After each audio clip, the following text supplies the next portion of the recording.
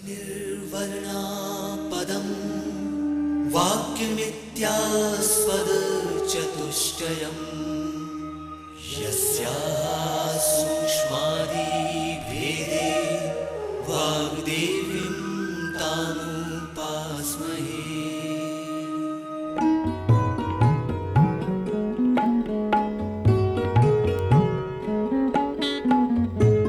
मध्य प्रदेश भोज मुक्त विश्वविद्यालय की ओर से मैं आप सभी का स्वागत करता हूं। दर्शकों, आज का जो विषय है ज्यामिति की जो दो फिगर्स हैं पैरेललोग्राम और रोम्बस, उनका पेरीमीटर और एरिया ज्ञात करना। पेरीमीटर है परिधि और एरिया है क्षेत्रफल।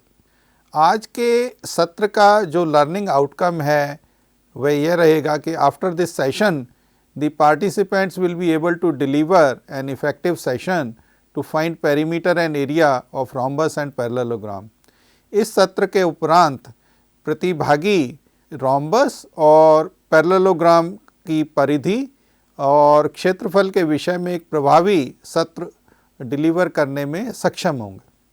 अब हम रोम्बस के विषय में जानने का प्रयास करते हैं। रोम्बस की चारों जो भुजाएं हैं बराबर होती हैं और ये क्वाड्रिलेटरल्स या जो चतुर्भुजों में इसकी एक यूनिक स्थिति है।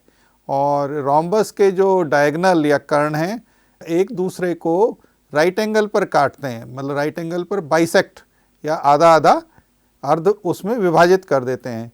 और रोम्बस के जो दोनों ऑपोजिट एंगल्स हैं वो समान होते हैं।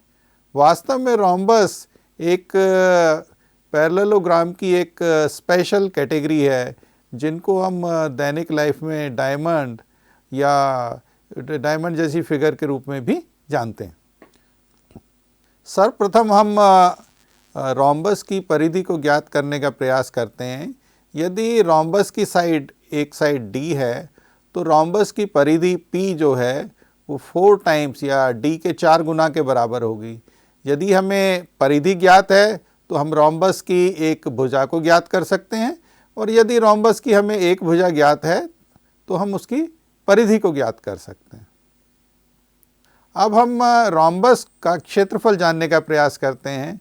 यदि D1 और D2 रोम्बस के दो कर्ण या डायगोनल्स हैं तो रोम्बस जैसा कि हम जानते हैं उसके दोनों कर्ण एक दूसरे को बाइसेक्ट करते हैं राइट एंगल पे, तो वो चार जिसे कहेंगे हम समकोण त्रिभुज या राइट एंगल ट्राइंगल में परिवर्तित हो जाएंगे। तो रोम्बस का एरिया एक ऐसी त्रिभुज का 4 गुना होगा। तो एरिया जो या क्षेत्रफल A होगा 4 इंटू 1/2 इंटू डायगोनल, पहले डायगोनल का आधा D1/D2 और दूसरे डायगोनल के हिस्से से इसे हम मल्टीप्लाई कर देंगे D2/2। तो वास्तव में जो क्षेत्रफल हो जाएगा ये हाफ D1 इंटू D2 या D1 D2 का जो गुणा करने से प्राप्त होगा उसको हम 2 से यदि विभाजित करें तो हमें ये रोम्बस का क्षेत्रफल ज्ञात हो सकेगा। कुल मिलाकर इस expression A = half D1 D2 में 3 वेरिएबल हैं, क्षेत्रफल A, डायगोनल D1 और डायगोनल D2। तो इन तीनों में से कोई भी दो यदि हमें ज्ञात होंगे तो तीसरे जो वेरिएबल या चर को हम ज्ञात कर सकते हैं। अब हम जो दूसरी एक ज्यामिति की फिगर पर आते हैं जिसको हम पैरेललोग्राम के रूप में जानते हैं। पैरेललोग्राम में 4 साइड्स होती हैं और इसकी जो ऑपोजिट साइड्स होती हैं वो बराबर होती हैं और समानांतर होती हैं, और ऑपोजिट एंगल्स जो हैं इसके समान होते हैं। और यदि हम देखें कि ज्यामिति में रेक्टेंगल और रोम्बस इसके पैरेललोग्राम के उदाहरण ही हैं, और जो वर्ग है वो एक रेक्टेंगल का उदाहरण है। तो वास्तव में वर्ग, रेक्टेंगल यानी कि समकोण चतुर्भुज और रोम्बस ये तीनों अब एक पैरेललोग्राम के ही उदाहरण हैं। ये एक दिखाते हैं कि हम किस प्रकार से अपना इनका क्षेत्रफल और परिधि ज्ञात कर सकते हैं, ये हम अगले अंश में देखेंगे। यदि पैरेललोग्राम की लंबाई L है और उसकी चौड़ाई B है तो इसकी जो पेरीमीटर है पैरेललोग्राम की वो होगी P = 2 × L + B। Twice into लंबाई प्लस चौड़ाई। तो यदि हम इस फॉर्मूले को ध्यान से देखें तो इसमें 3 वेरिएबल हैं, पेरीमीटर P, पैरेललोग्राम की लंबाई L और पैरेललोग्राम की चौड़ाई B। यदि इन 3 वेरिएबल्स में से यदि हमें 2 ज्ञात हों तो हम तीसरे को ज्ञात कर सकते हैं। अब हम पैरेललोग्राम के क्षेत्रफल को ज्ञात करने का प्रयास करते हैं। यदि पैरेललोग्राम की लंबाई L है और हाइट ऑफ पैरेललोग्राम H है तो इसका जो क्षेत्रफल A है लंबाई into height L into H square units के बराबर होगा। पुनः देखते हैं इस फॉर्मूले में हम 3 वेरिएबल हैं, क्षेत्रफल A, लंबाई L और हाइट H। इन 3 में से यदि कोई भी 2 वेरिएबल हमें ज्ञात हों तो हम तीसरे को ज्ञात कर सकते हैं। अब हम इसके जो 2 उदाहरण लेते हैं जिससे एक जो अभी तक हमने सीखने का प्रयास किया उसको अप्लाई भी किया जा सकेगा। जैसे यदि एक स्क्वायर का साइड 10 मीटर है और एक पैरेललोग्राम की हाइट 5 मीटर है, इन दोनों ज्यामिति की फिगर्स का क्षेत्रफल समान है। हमें इसकी ऐसी एक पैरेललोग्राम का लंबाई को ज्ञात करना है। अब हम एक और दूसरा उदाहरण लेते हैं।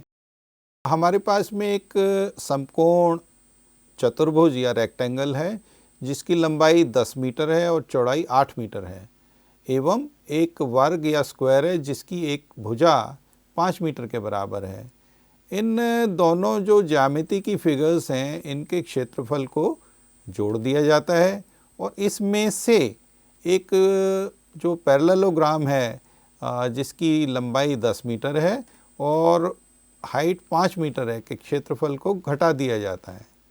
अब हमें जो शेष क्षेत्रफल है वो एक रोम्बस की फॉर्म में है जिसका एक डायगोनल 13 मीटर है और अब हमें दूसरा डायगोनल, अभी तक जो हमने ज्यामिति की फिगर्स के बारे में अध्ययन किया है, ज्ञात करना है।